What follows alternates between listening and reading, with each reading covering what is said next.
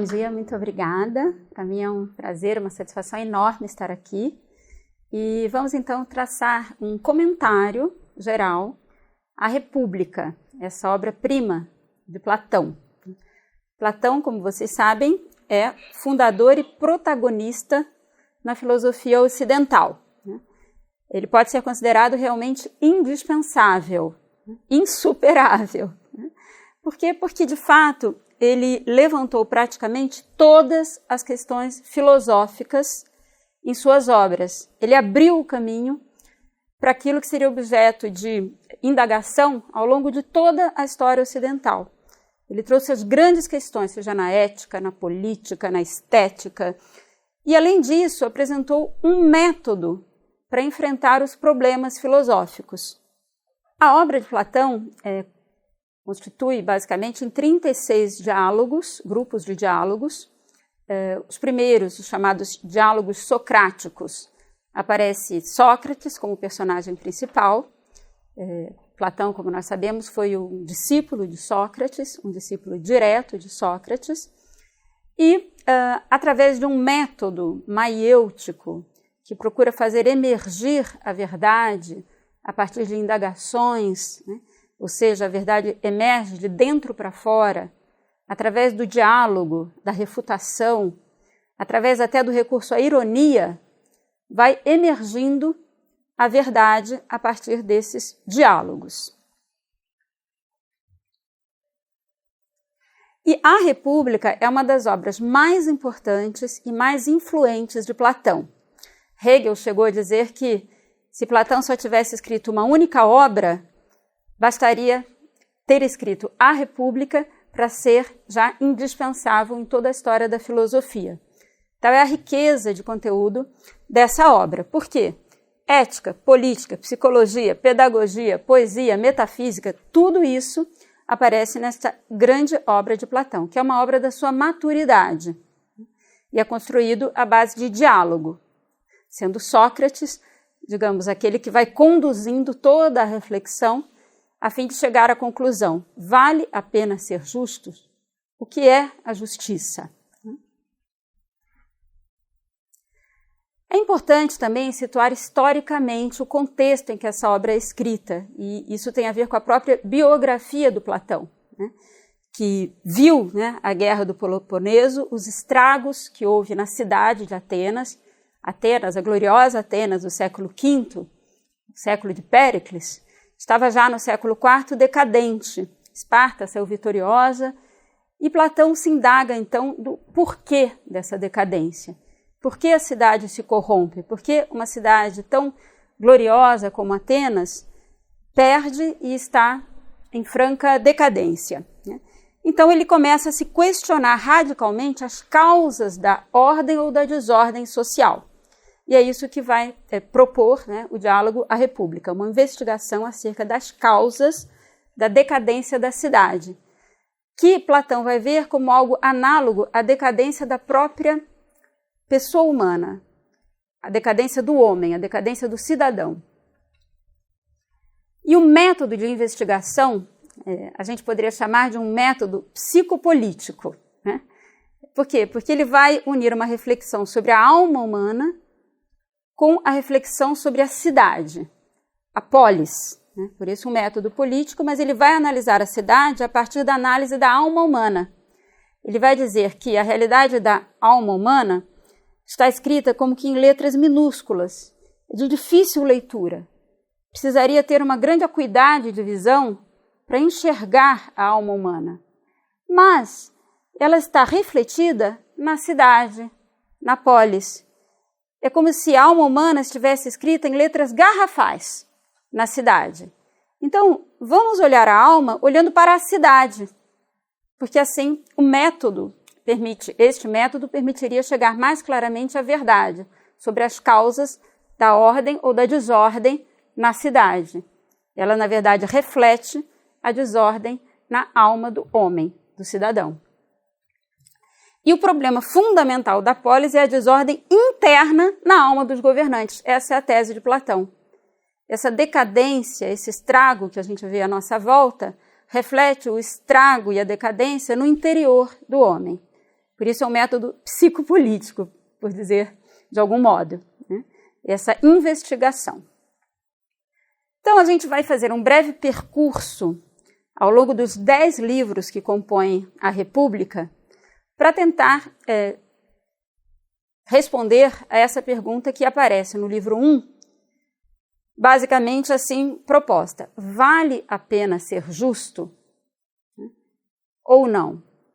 Por quê? Porque os que dialogam com Platão, começando com Céfalo, que era um senhor já de idade avançada, propõe uma definição de justiça. Aí Sócrates refuta. Depois virá Trasímaco, que é um sofista, né? Virá Glauco, Polemarco, Adimanto, e cada um propõe uma tese. E o livro 1 termina sem a gente descobrir se vale ou não vale a pena ser justos.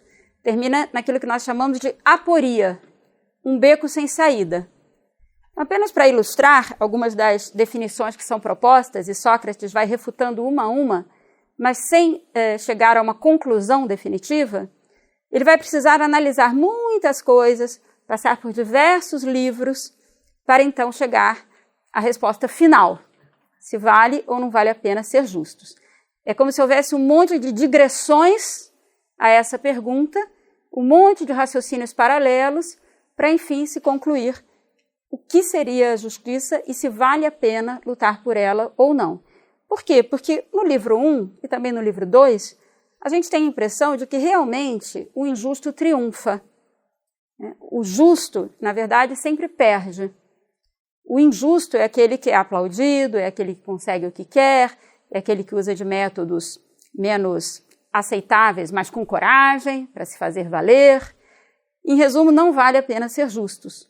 Essa é a ideia sofística, a ideia que não propõe, de fato, uma purificação da alma, uma busca da verdade para se chegar à justiça. Então, alguns dos argumentos, como vocês verão, estão presentes em todo o pensamento da filosofia ocidental, e muitos filósofos e pensadores se debruçaram sobre essas questões. Então, a primeira constatação é que todas as pessoas querem o que é bom, querem o que é justo. E, portanto, a justiça será uma espécie de saúde, beleza, bem-estar da alma. Esta é a proposição. Mas será que realmente existe a justiça? Então, Céfalo vai dizer: a justiça consiste em dizer a verdade e restituir aquilo que se recebeu. Aí Sócrates vai refutar essa ideia. Por quê? Porque, eventualmente, alguém me empresta algo em estado de perfeita sanidade mental, uma arma, e aí eu vou devolver e eu sei que aquela pessoa não está em estado de perfeita sanidade mental. Será que é justo? Ele vai dizer, evidentemente que não. Será que dizer a verdade sempre consiste na justiça? Será que haveria ocasiões em que não convém dizer ao menos toda a verdade? E isso não é uma injustiça? Enfim, essa primeira tese é refutada. Restituir a cada um o que lhe convém parece também similar à objeção que a gente poderia fazer em relação à primeira proposição. A arte de furtar para vantagem de amigos e dano aos inimigos. Então, Sócrates vai também refutar essa ideia. Ou seja, tirar proveito, levar vantagem em tudo. Isso seria já uma definição sofística de virtude. E mais, fazer bem aos amigos e mal aos inimigos. E aí Sócrates vai, enfim, levar o raciocínio para dizer que tornar pior quando a gente faz um mal, ainda que seja um inimigo, não pode ser justo, porque a justiça levaria ao bem e não a piorar aquele que já é injusto. Além do que, muitas vezes a gente acha que alguém é amigo e na verdade é um inimigo, ou o contrário. Então, não poderia definir a justiça como algo, redutível a fazer bem ao amigo e mal ao inimigo. Então, ele vai refutando as diferentes proposições que vão ficando cada vez mais sofisticadas. Justiça é a conveniência do mais forte, dirá Trasímaco. Vejam, essa ideia que o governante deve usar da força, e é isso que o faz hábil, É uma ideia que vai ser depois retomada ao longo da história do pensamento ocidental, né? Por exemplo, apenas para dar um exemplo, Maquiavel, no século XV, né? Vai dizer que o príncipe, o governante, mais do que virtuoso, ele precisa ser habilidoso. E diz mais, né? Que para se manter no poder, ele precisa aprender a arte de não ser bom. Portanto, a justiça não coincide com o que é melhor, né? O que realmente traria a prosperidade. Não seria a conveniência do mais forte, é um argumento capcioso, né? E, refinando ainda mais, né, termina o livro 1 com essas definições. A justiça consiste em fazer o que é conveniente para o mais poderoso, e é justo que o mais fraco o sirva. Ou seja, os inferiores devem obedecer, e os superiores, os fortes, os hábeis, os poderosos devem triunfar. É assim que deve ser. Isso, talvez, né, vocês percebam que não é um pensamento muito distante de algumas ideias bastante contemporâneas. Portanto, Sócrates vai ter trabalho para tentar refutar essas ideias, essas propostas, né, especialmente do interlocutor Trasímaco, que é o sofista por excelência. E mais, né, continua, vale a pena ser justo? O homem justo, em toda parte, fica por baixo do injusto. Aqueles que criticam a injustiça não a criticam por recearem praticá-la, mas por temerem sofrê-la. Ou seja, a gente pratica atos justos por interesse, não porque realmente a gente pretende fazer aquilo que é melhor. São constatações que os interlocutores de Sócrates vão propondo. A injustiça, quando chega a um certo ponto, é mais potente, mais livre e mais despótica do que a justiça. É mais belo ser injusto. A gente aplaude, né, os que triunfam, independentemente dos meios que utilizaram para conseguir esse triunfo. Isso, no mundo político, não é algo tão distante da realidade. A justiça é uma sublime ingenuidade. A injustiça é a prudência, não é mau caratismo. Então, são essas as propostas e o livro 1 termina sem uma definição. Qual será a saída? Então, vai começar a investigação. E aí, então, vamos para o livro 2. O livro 1 termina com esta aporia. São propostas diversas teses. Sócrates vai refutando aqui e ali, mas não se chega a uma conclusão definitiva. No livro 2, nós vamos ver o chamado mito do anel de Giges, que é muito interessante. A proposta é a seguinte: os que observam a justiça não fazem porque são justos, né? Mas porque, se fizessem injustiças e isso fosse visível, eventualmente poderiam sofrer alguma punição. Então, se propõe o mito do anel de Giges, que seria um anel com o poder de tornar as pessoas invisíveis. E aquele, então, que utiliza esse anel pode fazer todas as falcatruas que quiser, ninguém jamais vai descobrir, e ele vai ser livre e poderoso. Ou seja, o homem é injusto por natureza, por definição. E o que ele faz é simplesmente tentar parecer justo aos olhos dos demais. Enfim, aqueles que conhecem a obra de Tolkien, enfim, já percebem aí uma analogia, né, com aquele anel, né? Mas também eu vejo aí uma semelhança com uma outra obra que se chama O Retrato de Dorian Gray, do Oscar Wilde, um autor do século XIX que escreveu um romance, que eu costumo dizer um romance gótico, mas interessantíssimo, porque o Dorian, ele começa a cometer ações abomináveis, mas o retrato dele é que vai ficando feio e prejudicado em função das maldades que ele vai cometendo. A aparência continua sempre igual, sempre bela, sempre maravilhosa. Então é como se fosse o anel de Giges que ele possuísse. Ali não aparecem as suas atrocidades, mas o retrato é que vai se tornando cada vez mais deturpado. Então, será que é isso mesmo, né? Que as pessoas só praticam a injustiça, querem praticar a injustiça, mas não as praticam porque o ambiente, de alguma maneira, as inibe a praticar essas injustiças?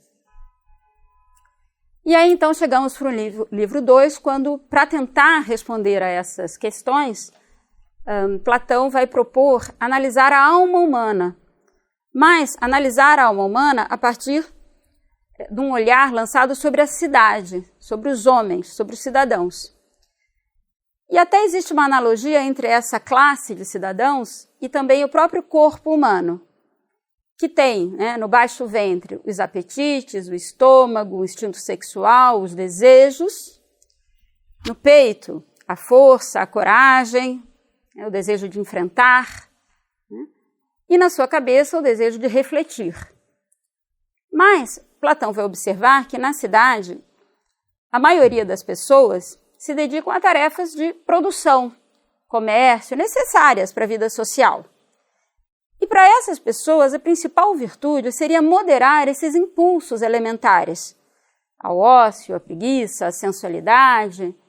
E para isso eles precisariam desenvolver uma virtude, uma capacidade que se chama temperança, que se chama moderação.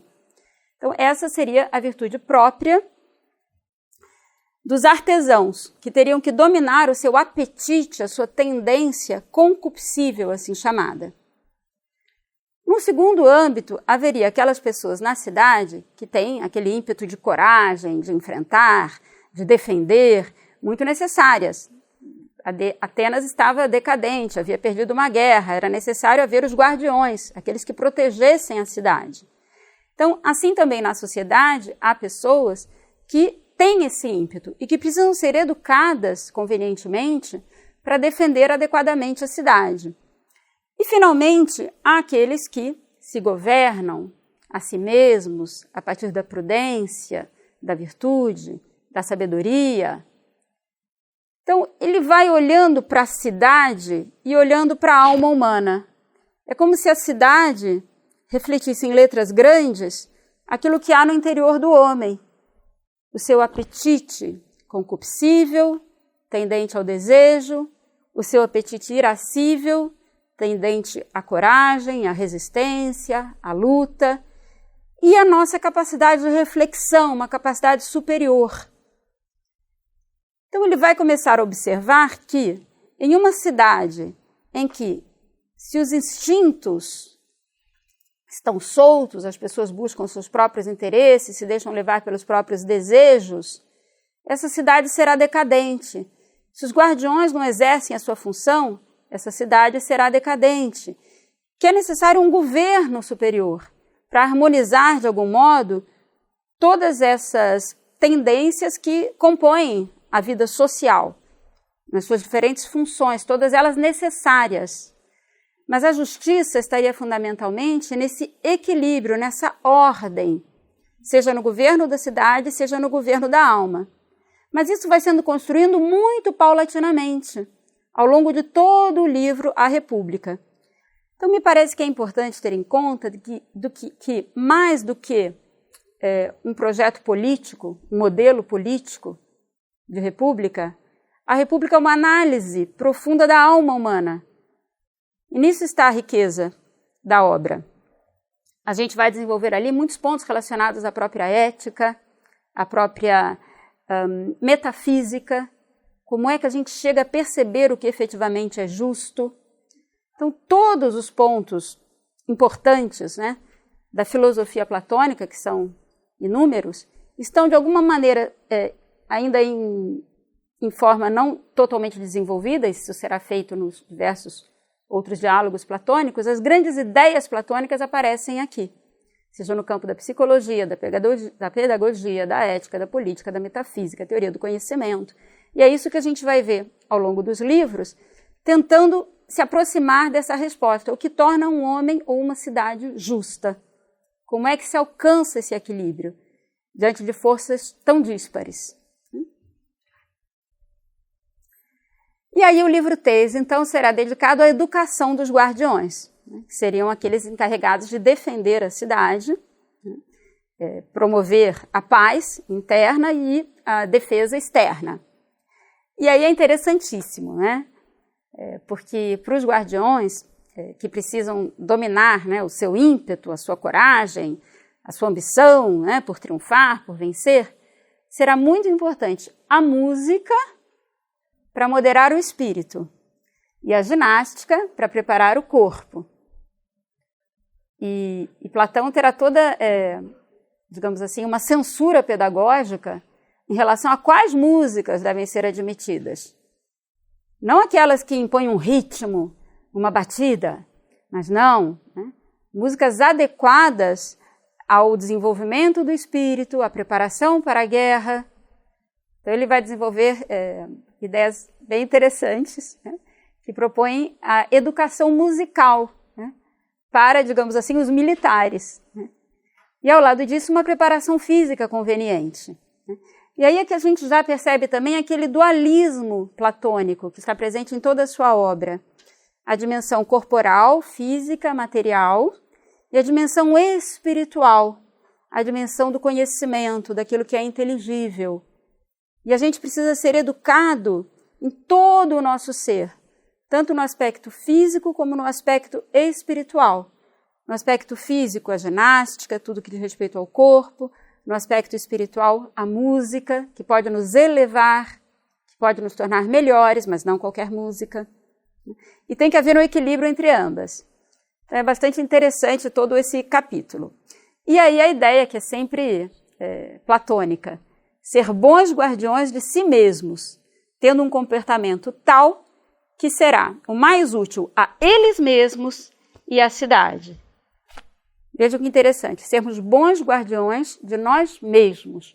Ou seja, nós precisamos ter um certo autodomínio e assim nós podemos, de fato, contribuir para o bom êxito da vida na cidade, na polis. Então, sempre há uma integração entre essas duas realidades, a alma humana e a polis. Há uma correspondência aqui.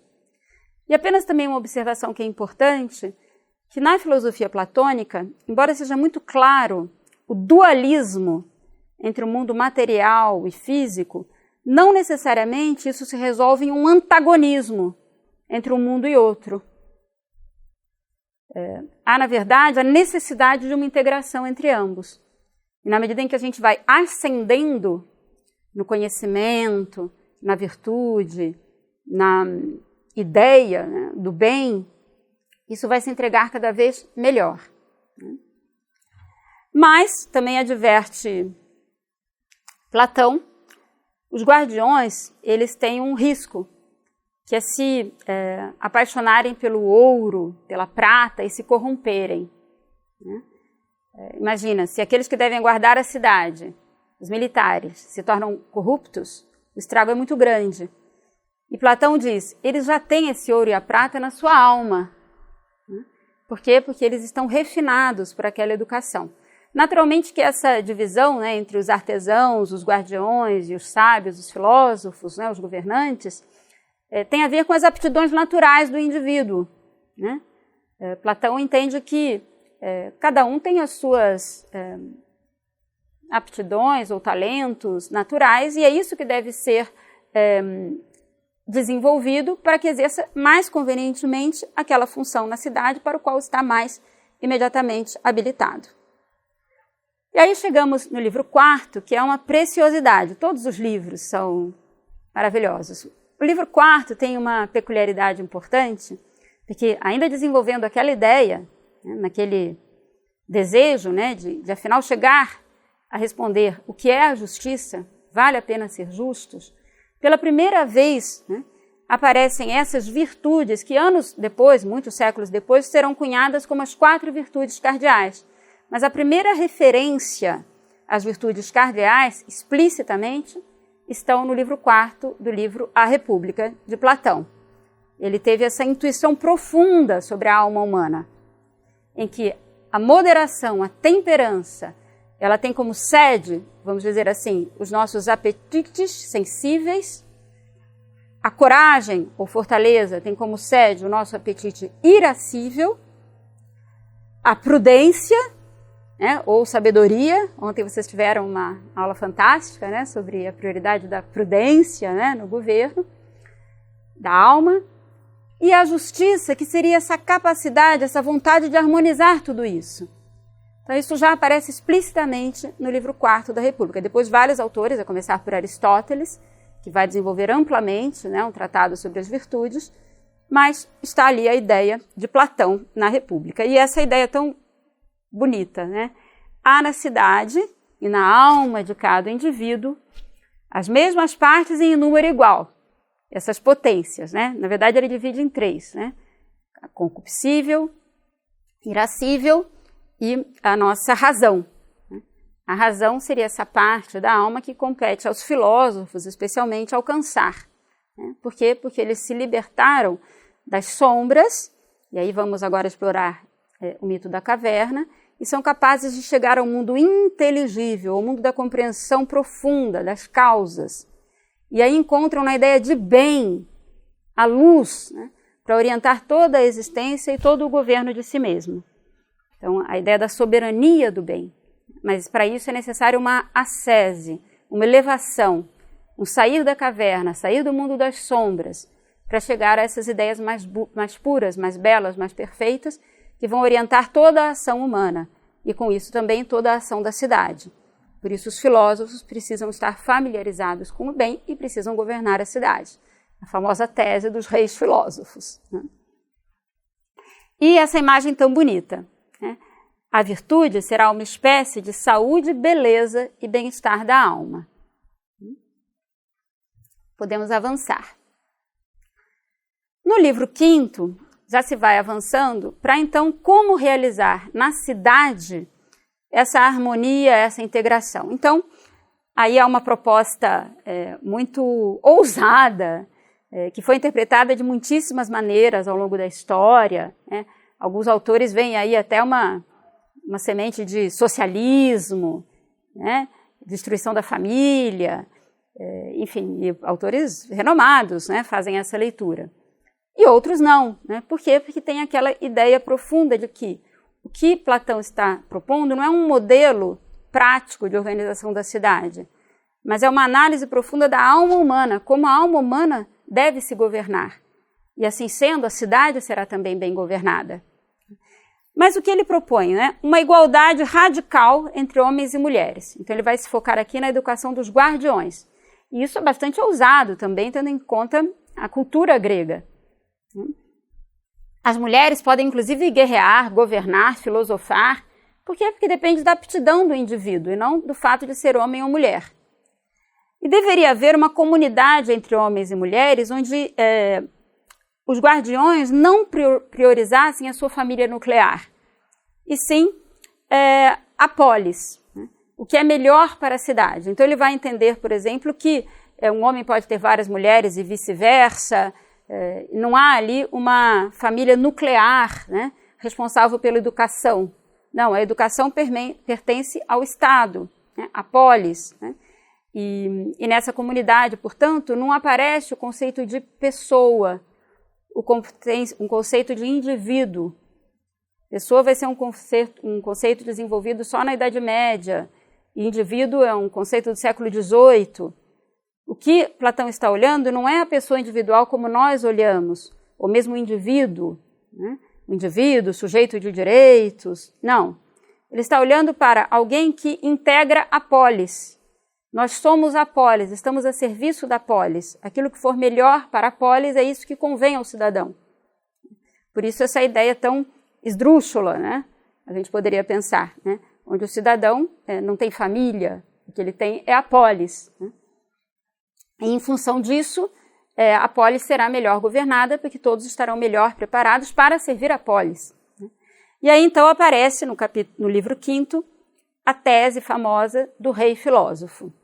Enquanto não forem ou os filósofos reis nas cidades, ou os que agora se chamam reis e soberanos, filósofos genuínos e capazes, e se dê essa coalescência do poder político com a filosofia, não haverá trégua dos males para as cidades, nem sequer para o gênero humano.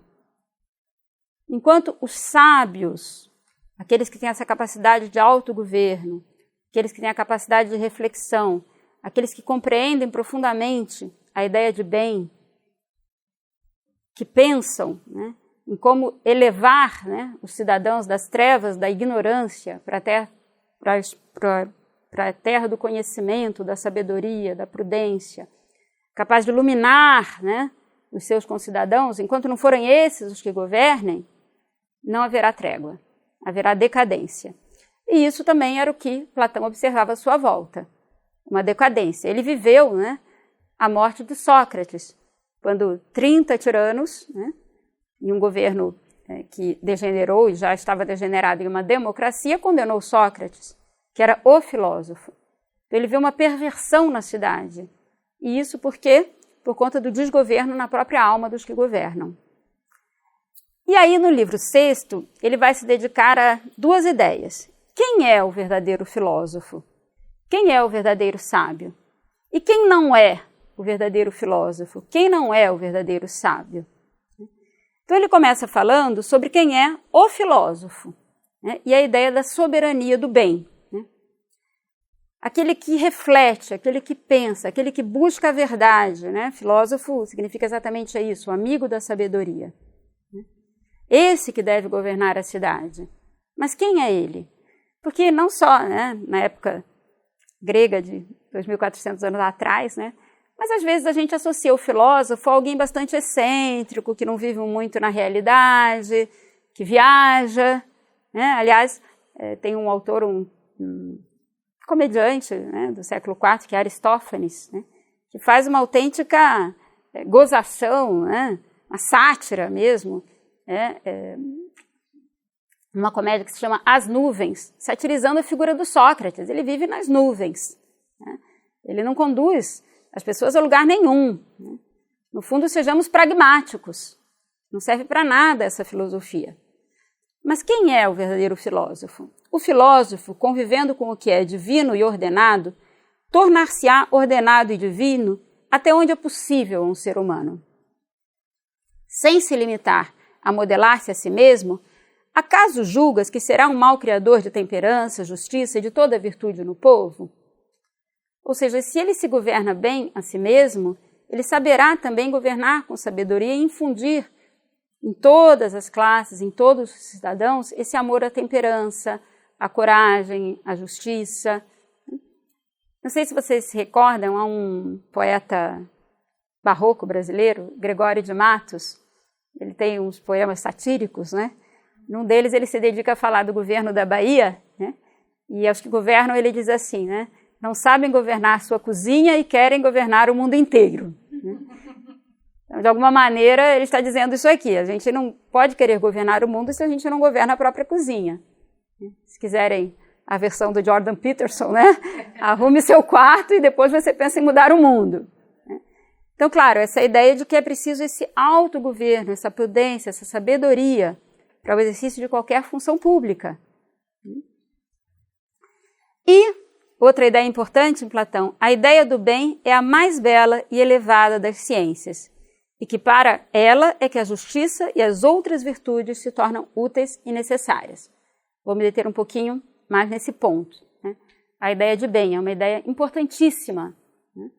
Porque Platão vê na ideia de bem aquela luz que permite com que a gente enxergue o mundo inteligível, o mundo das ideias.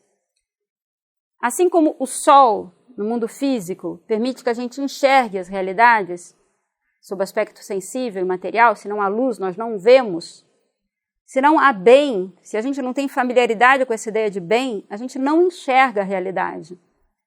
Por isso, todas aquelas teses iniciais de que o injusto triunfa, não vale a pena, essas ideias denotam uma total ausência de connaturalidade com a ideia de bem. Então, nos capítulos subsequentes, Sócrates vai tentar, né, alinhar como é que se chega a essa ideia de bem que permite enxergar a verdadeira justiça. Que aquelas propostas dos sofistas não correspondem à verdade. Que o injusto é aquele que sempre se dá bem, o justo sempre se dá mal. Mas é preciso toda uma dialética, toda uma conversa, todo um esforço de reflexão para chegar lá. E é esse o desafio, né, a que Sócrates se propõe, né, na escrita de Platão. O que seria essa ideia soberana, esse sol? Né? Platão, né, como vocês sabem, isso está também, há em outros diálogos platônicos, mas também na República aparece, a ideia de uma hierarquia nas realidades as quais a gente conhece. Então, por exemplo, eu estou aqui com o microfone nas minhas mãos. Conhecemos essa realidade. Vocês também conhecem, eu também, outros microfones que têm outro formato, outras características, mas que também a gente chama de microfone. Mas, se a gente abstraísse deste microfone ou daquele microfone e ficasse com a ideia, essa ideia seria aplicável a qualquer microfone sobre a face da Terra. Seria uma ideia mais abstrata do que este microfone aqui e agora. Se a gente pensasse em recursos audiovisuais, seria ainda uma ideia mais ampla do que a ideia de microfone. E, portanto, mais abstratas, mais distante deste microfone concreto aqui e agora. E quanto mais a gente caminha no caminho da abstração, mais perto da realidade, da essência da realidade a gente chega. Para utilizar um outro exemplo, talvez mais até didático. Se a gente pensasse, por exemplo, na ideia de passarinho. Existem inúmeras espécies de passarinhos. Todos nós somos capazes de imaginar, fazer uma imagem do que seria um passarinho. Bico, pena, asas, patas, trinos, enfim, poderíamos ter uma ideia. Só que a ideia de passarinho não é uma ideia muito abstrata. Se a gente subisse um pouquinho e pensasse na ideia de um ser vivo, animal, já é uma ideia mais abstrata. Então, Platão diz que as verdadeiras ideias, ou seja, as verdadeiras essências, elas estão nesse mundo inteligível, que nos permite captar a verdadeira essência das coisas. Só que, quanto mais a gente vai abstraindo, quanto mais distante a gente fica no mundo das realidades concretas, individuais, sensíveis, mais a gente vai chegando na essência. E aí ele vai percebendo que as mais abstratas das ideias, como, por exemplo, o que é a justiça, é algo muito mais abstrato. A ideia da beleza é muito mais abstrato.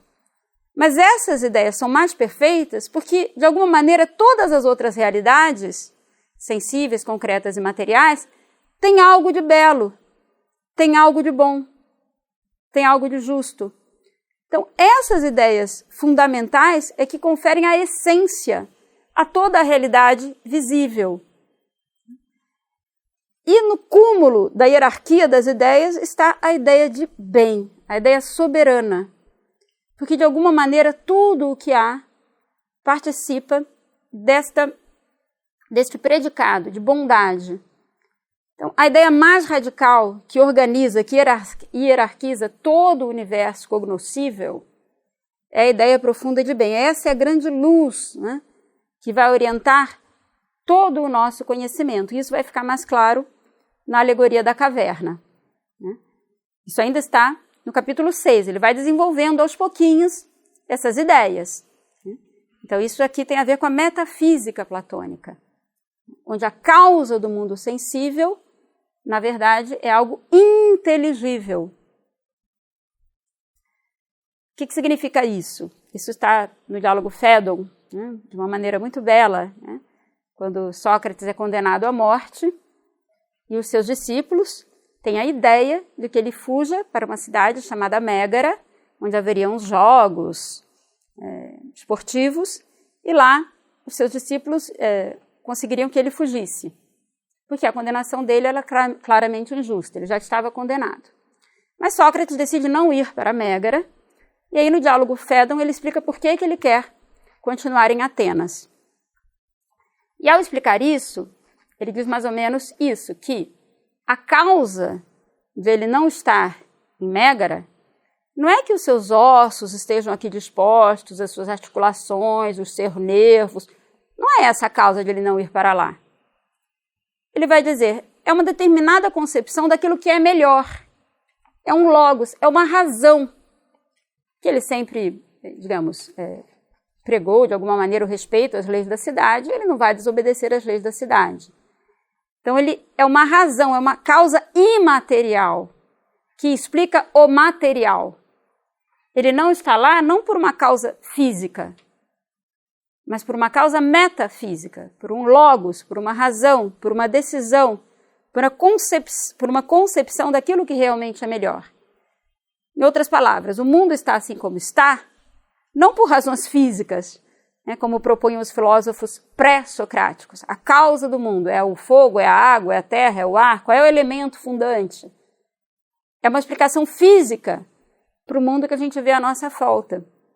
Platão vai propor uma causa metafísica, uma causa inteligível, uma determinada concepção, uma razão que dispôs a coisa desse modo, porque assim foi visto como melhor. Isso é o cosmos. O cosmos é ordenado, e por isso o cosmos é belo, e por isso o cosmos é racional. É o metafísico que explica o físico, e não o contrário.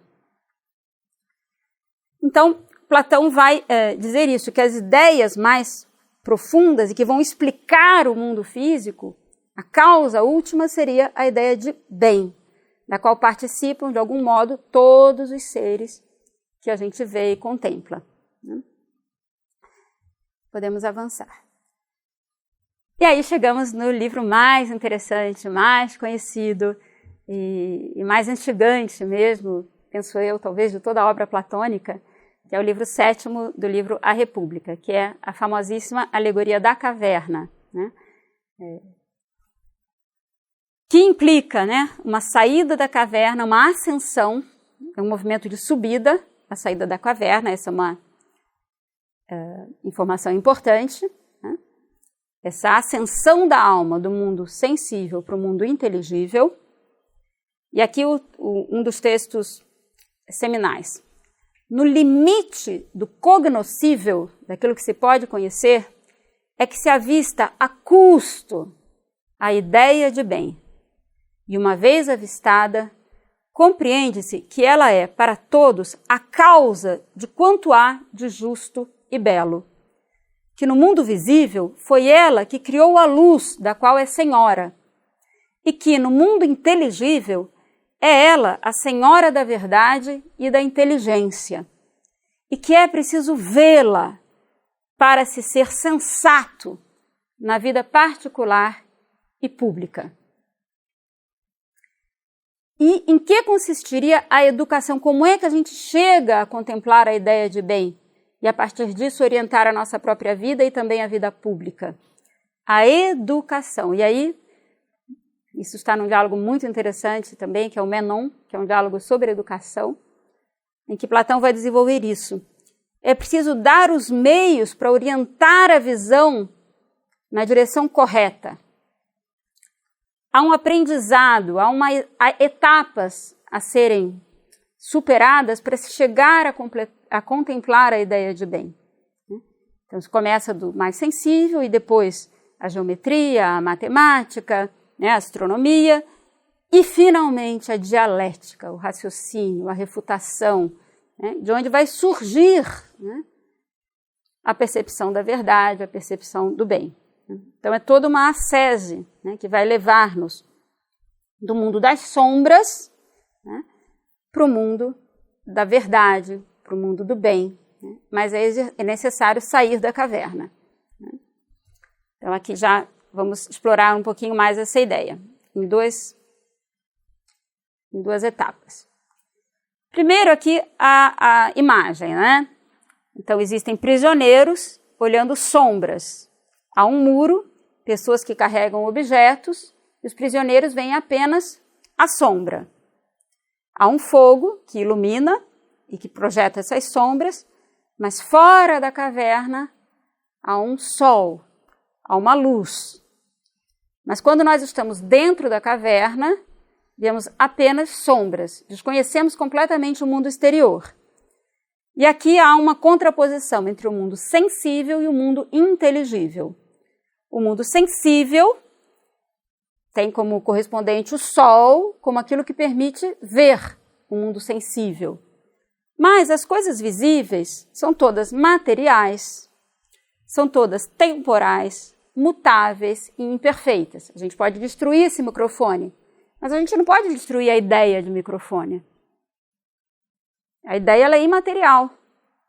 Aqui pode haver imperfeições, a ideia é perfeita, ela se adequa a qualquer microfone. E o mundo inteligível, o Sol, né, correspondendo ao mundo físico, é o bem, que permite que a gente participe desse mundo imaterial, perfeito, eterno, imutável, o verdadeiro mundo, que é o mundo das ideias. Ali está a verdadeira realidade. Isso que a gente vê aqui são sombras, são ilusões. É preciso sair da caverna para enxergar o verdadeiro mundo. Isso exige essa ascese e esse caminho em direção à dialética. Né? Na academia, né, que o Platão fundou, estaria escrito essa ideia, né? Não entre aqui se não for geômetra, se não aprender a abstrair, a fazer matemática, porque só assim a gente vai conseguir chegar às causas mais profundas de tudo. Pode passar. Então, a caverna de Platão, ela parte de uma área de ilusão, que é aquele espetáculo das sombras, uma área em que a gente acredita, eu acredito que isso aqui é um livro, acredito, essa é a crença. Né? Se eu reproduzir isso em uma pintura, eu vou ver a sombra. Está mais distante da verdade ainda, mas eu acredito, isso é crença. No entanto, isso não é o verdadeiro mundo. Eu preciso parar a área da razão, da abstração. E, finalmente, na área da filosofia, eu começo a compreender a causa última de todas as coisas e encontro no bem esta causa última de tudo. O Sol, né, que está além do muro, né, é a ideia de bem. Podemos avançar. Então, existe toda uma ascensão, todo um caminho para sair da caverna. Como é que a gente sai da caverna? Vocês conhecem a alegoria. Um dos prisioneiros se liberta, começa a conhecer o verdadeiro mundo, né?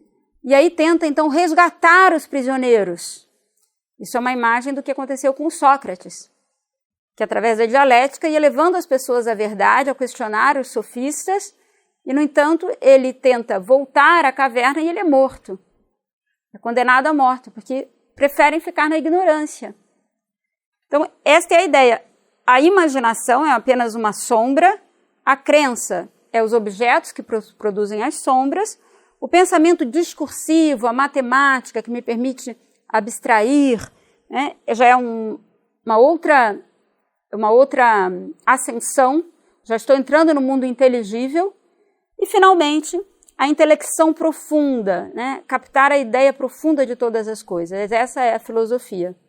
Essa é a sabedoria. Esse é o contato com a verdade, com o bem. E esse mito, né, da caverna, ou essa alegoria, melhor dizendo, né, ela tem várias possibilidades de análise. Né? Então, se quiser passar. Ela tem um significado prático, um significado pedagógico, um significado ético, um significado político e até a gente poderia dizer histórico. Né? Sob o aspecto mais prático e pedagógico, é o itinerário do aluno, que é conduzido aos poucos pelo mestre para passar da ignorância ao conhecimento. Há também essa dimensão ética, aquele que consegue se libertar precisa voltar à caverna para resgatar os prisioneiros. Há uma dimensão política, porque este que é capaz de enxergar o bem tem o dever de exercer o governo na cidade. E, finalmente, o significado histórico, que é a história de Sócrates, né? Que sai da caverna, tenta libertar os companheiros, mas é condenado à morte. E já chegando aqui aos finalmente, né? Agora a gente olha a cidade. Depois de todo esse itinerário, né, ao longo dos livros, né, se indagando sobre realmente as pessoas são justas só por conveniência, não há justiça, a injustiça triunfa, e ele vai tentando, né, conduzir ao conhecimento do que existe na cidade, como se governaria melhor. Finalmente ele vai olhar para a cidade e vai dizer, quando não são os reis, filósofos, quem é que governa? Que é o que ele vê à sua volta. Aqueles que alcançam melhor reputação, gozam da maior estima, aqueles que buscam, sobretudo, a honra. Mas vão se apaixonando pelo dinheiro e aí são esses que começam a governar, os mais ricos, os que se apropriam, aliás. Mas, como só poucos, né, possuem dinheiro, a grande massa se rebela e é ela, então, quem vai querer governar. Chegamos na democracia. Mas aí, forçando a opinião pública, a gente elege quem? O tirano. É como se houvesse uma sucessiva degeneração quando não está no governo quem teria que estar. Então ele vai descrevendo no livro 8º a cidade que é corrompida, paralelamente à corrupção na alma dos cidadãos. E, finalmente, estamos quase, né, chegando à resposta final, né? No livro 9, ele vai explicar o que é o homem corrompido. No livro 8, ele explicou o que é a cidade corrompida, aquele caos, né? A tirania que impera. Mas isso tem uma correspondência na alma do homem corrompido. Então, o que acontece com o homem corrompido? O que acontece quando quem governa, quem nos tiraniza, são as nossas paixões? São, como, né, diz Platão, o baixo ventre, os impulsos, os desejos. Se é isso que governa o homem, o que vai acontecendo com ele? O homem se torna rigorosamente um tirano quando, por natureza, ou por hábito, ou pelos dois motivos, se torna ébrio, apaixonado e louco. A alma tiranizada não fará de modo algum o que quer. Refiro-me à alma na sua totalidade, mas, arrastada sempre à força por um desejo furioso, estará cheia de perturbações e de remorso. As pessoas estão profundamente inquietas, desorientadas. Por quê? Porque não se governam, não têm o domínio sobre as suas próprias emoções e paixões. Uma alma tirânica é sempre, consequentemente, pobre e por saciar. E mais, a gente precisa adular as próprias paixões. Imaginem, por exemplo, uma pessoa viciada. Ela precisa adular o seu próprio vício. Ela está totalmente escrava da sua emoção. Não governa ninguém. Então, será que isso faz alguém feliz? Será que essa injustiça, essa tirania das paixões, dos desejos, sobre as próprias capacidades de governo e de razão, torna alguém mais feliz? E aí, a frase lapidar, o tirano autêntico é um autêntico escravo. Então, essa é a corrupção, né, do homem, assim como a gente vê a corrupção na cidade. Isso tem um reflexo na nossa própria alma. E o filósofo? Né? Como é a vida do filósofo? E aí é interessante. 3 principais espécies de homens. O filósofo, que é amigo de aprender e conhecer a verdade. O ambicioso, que é amigo de dominar, vencer e ter fama. O interesseiro, que busca alimentar a sua própria concupiscência, os seus próprios impulsos. Né? Os desejos relativos à comida, à bebida. E, sobretudo, é com o dinheiro que se satisfazem os prazeres dessa espécie. Então, sempre estão escravos do dinheiro, em última instância. Isso, na verdade, é uma pobreza. É como se a gente tivesse sempre fome, que nunca consegue saciar. Por quê? Porque os desejos são tiranos. Então, não há sabedoria. O filósofo é interessante, porque ele sente mais prazer do que o próprio escravo do prazer. Pensem, porque assim como, né, a classe dos artesãos precisa ser temperante, os guardiões, além de temperantes, precisam ser corajosos. E os filósofos, além de temperantes e corajosos, precisam ser sensatos e prudentes e sábios. Mas o alcance de uma virtude não exclui a necessidade de alcançar as outras. Né? Então, o filósofo ele consegue saborear os prazeres. O tirano não. O viciado não. A gente sempre vê esses anúncios, beba com moderação. Por quê? Porque a gente aprecia melhor a bebida se souber utilizá-la, se souber apreciá-la com moderação. E aí também tem todo um capítulo aqui que se poderia abrir, que é o capítulo da eudaimonia, que em Platão e Aristóteles, a vida feliz tem a ver com a vida virtuosa. Ou seja, você ser capaz de agir bem, de agir com excelência, de escolher o que é melhor, não necessariamente dominado por um impulso ou um desejo imediato, isso vai te fazer mais feliz. Então essa ideia está presente em Platão.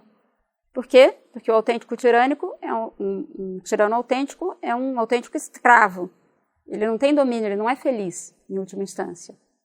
Então, o filósofo, ele saboreia todos os prazeres, né? Ao passo que o tirano não. E ele nem sequer alcança o prazer do aprendizado, né? Aqui a gente poderia pensar assim, qual é a diferença entre prazer e alegria e felicidade? Por que o injusto, ainda que possa ter prazer, não tem autênticas alegrias e nem sequer a felicidade? O prazer, a alegria e a felicidade, eles têm algo em comum. Eles estão associados à posse de um determinado bem. Então, por exemplo, eu sinto um prazer, para continuar no mesmo exemplo, se saboreio uma bebida, um vinho. Um prazer de tipo material. Enquanto eu possuo, eu tenho prazer. Porém, isto é algo efêmero, passageiro. Quando acabar o contato, acabará o prazer. A alegria também é a posse de um bem, mas não de um bem tão identificado do ponto de vista material. Se a gente fizesse aqui um exercício, qual foi o dia mais alegre da minha vida, mais feliz da minha vida? Acho que a gente não pensaria, foi o dia que eu comi aquele churrasco delicioso. Pode ser até que o contexto fosse um churrasco. Sei lá, a comemoração do aniversário muito especial. Por quê? Porque eu me senti querido, me senti amado, senti aquele clima de festa. Mas isso é espiritual, isso não é material. Então, a alegria também é a posse de um bem, mas de um bem diferente do bem puramente material.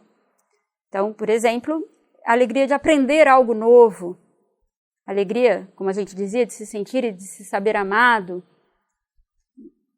Agora, claro, isso também é instável de alguma maneira. Por quê? Porque a nossa vida aqui ela é instável. Então, o que seria a felicidade, né? Aquela contemplação maravilhosa que nunca se esgota, né? Então é um mundo inteligível, não é um mundo sensível, não é um mundo aqui, é para depois. E isso está presente no pensamento de Platão. Tanto a ideia da imortalidade da alma, quanto a ideia de uma recompensa. Isso vai aparecer no capítulo 10, como um argumento a mais, no livro 10 da República. Que, afinal de contas, o justo ele vai ser mais feliz aqui e depois também.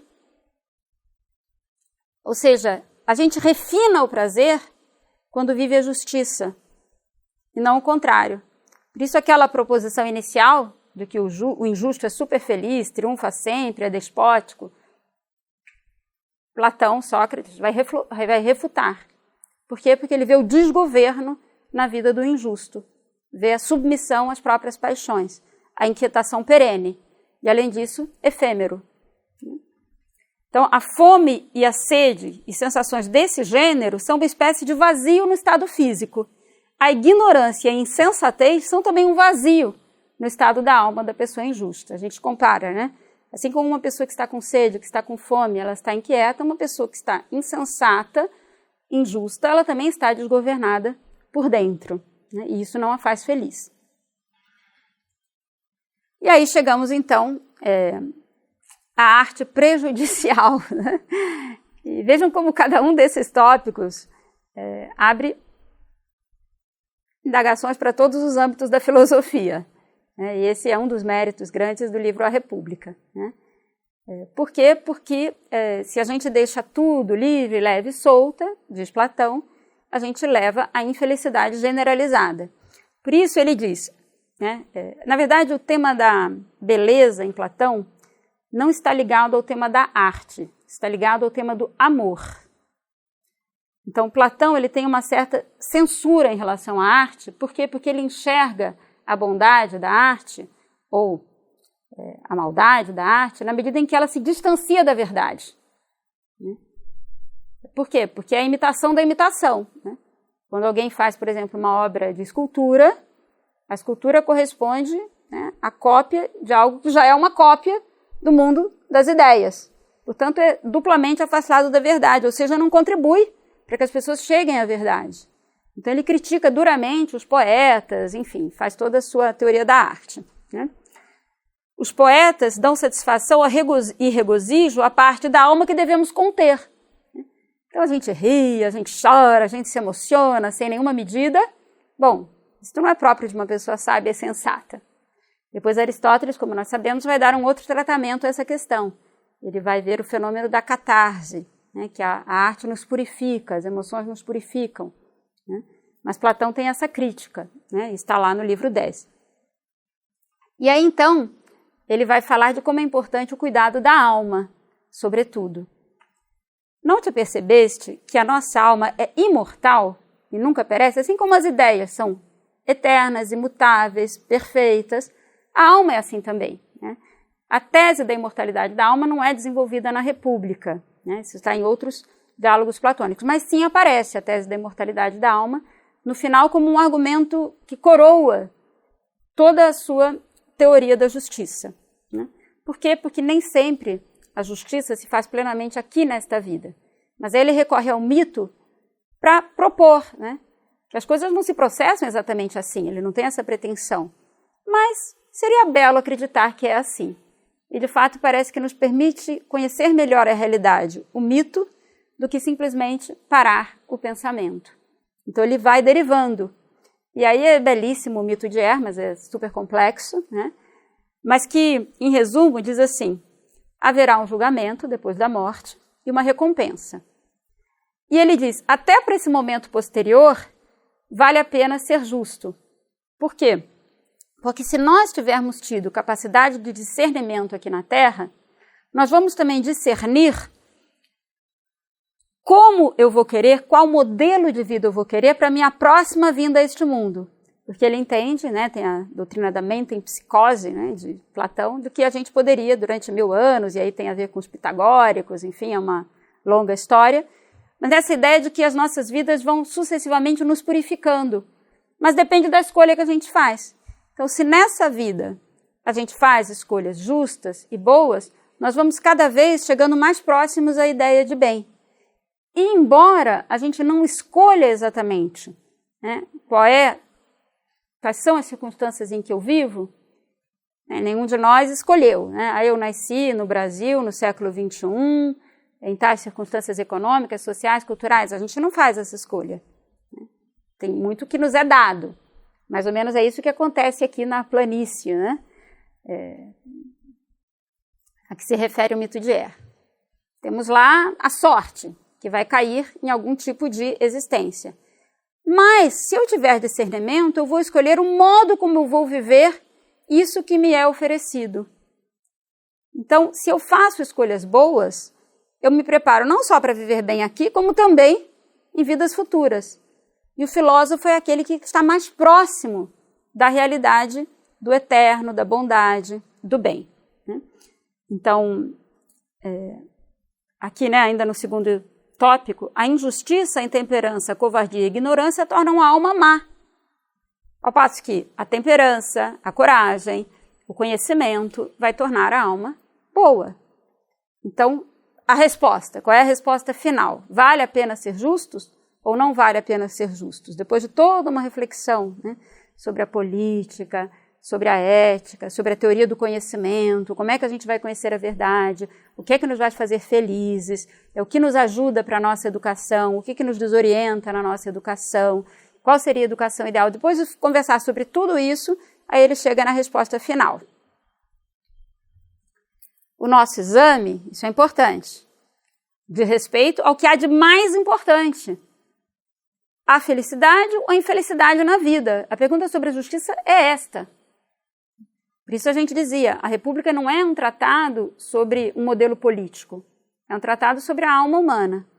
E é isso que ele está investigando, servindo-se das letras grandes, da análise da cidade, para então ler aquelas letras pequenininhas que estão na nossa alma e que exigiriam, para que a gente conhecesse, uma visão muito acurada.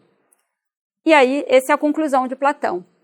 As virtudes, prudência, coragem, temperança, proporcionam que o homem viva em harmonia consigo mesmo, que suas tendências se saciem e que desfrute daquela alegria que só a busca do bem pode trazer. Então, é como se Platão vislumbrasse que nós, seres humanos, estamos tendendo ao bem. Assim como uma planta tende para a luz, né?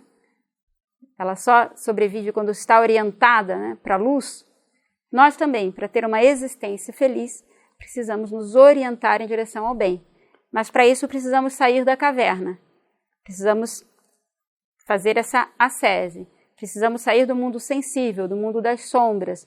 Precisamos ir para a abstração. Precisamos buscar o verdadeiro conhecimento. Precisamos da luz do sol. Né? Precisamos da matemática. Precisamos da abstração. Precisamos da dialética.